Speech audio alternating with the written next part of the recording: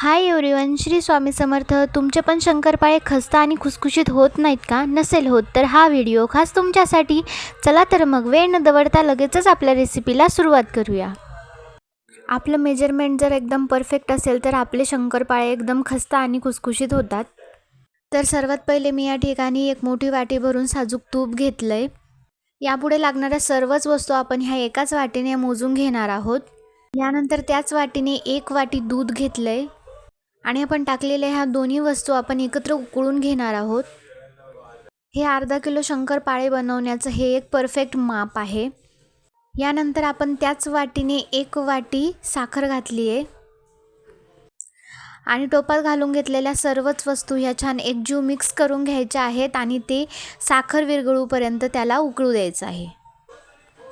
साखर विरघळून झालेली आहे. त्यानंतर आपण हे मिश्रण थोडंसं थंड करून घेणार आहोत.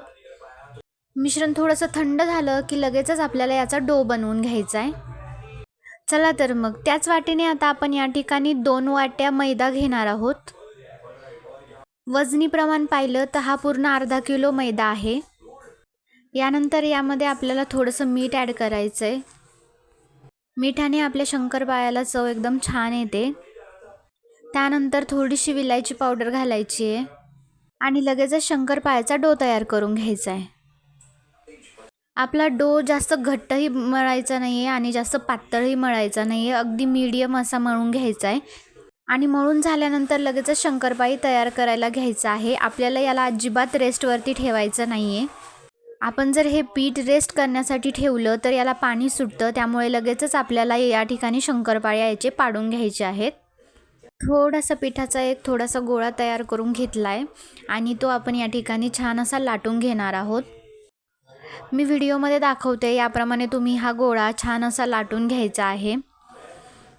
आता आपण लेअरचे शंकरपाळे बनवतो. यासाठी आपल्याला गोळा अगोदर छानसा लाटून घ्यायचा आहे. त्यानंतर तो मी व्हिडिओमध्ये दाखवते याप्रमाणे छानसा फोल्ड करून घ्यायचा आहे आणि त्यानंतर परत लाटून घ्यायचा आहे.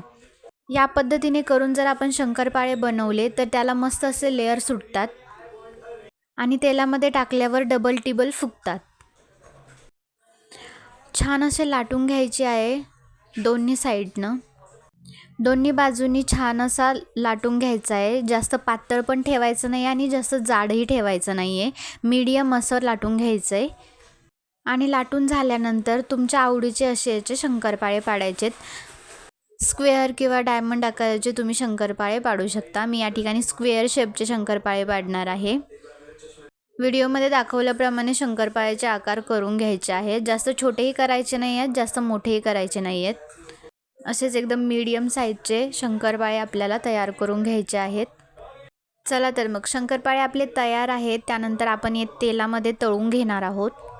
त्यासाठी मी कढईमध्ये तेल गरम करून घेतलं आहे आणि त्यामध्ये मी हे पाडलेले सर्व शंकरपाळे टाकून घेणार आहे. तेल एकदम गरम असलं पाहिजे तेव्हाच आपण या ठिकाणी शंकरपाळे सोडू शकतो.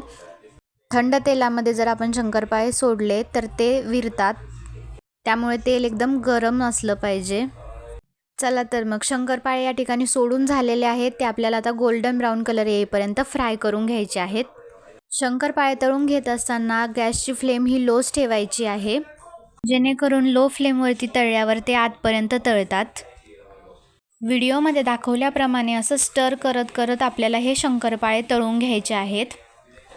जास्त डार्क कलर येऊ द्यायचा नाही आहे. अगदी लाईट गोल्डन ब्राऊन कलर येईपर्यंत आपल्याला तळायचे आहेत. त्यानंतर ते काढून घ्यायचे आहेत, कारण थंड झाल्याच्या नंतरून त्याचा कलर अजून थोडासा डार्क होतो. त्यामुळे अगदी लाईट ब्राऊन कलर येईपर्यंत आपल्याला हे शंकरपाळे तळून घ्यायचे आहेत. अगदी अशाच पद्धतीने सर्व शंकरपाळे तळून घ्यायचे आहेत. चला तर मग आपले शंकरपाळे अगदी रेडी आहेत. तुम्ही व्हिडिओमध्ये पाहू शकता किती छान पदर सुटलेत आपल्या शंकरपाळ्यांना. सुरेख रंग पण आलाय आणि अगदी खस्ता असे बनले आहेत आपले शंकरपाळे. व्हिडिओ आवडला असेल तर लाईक करा आणि माझ्या यूट्यूब चॅनलला सबस्क्राईब करा.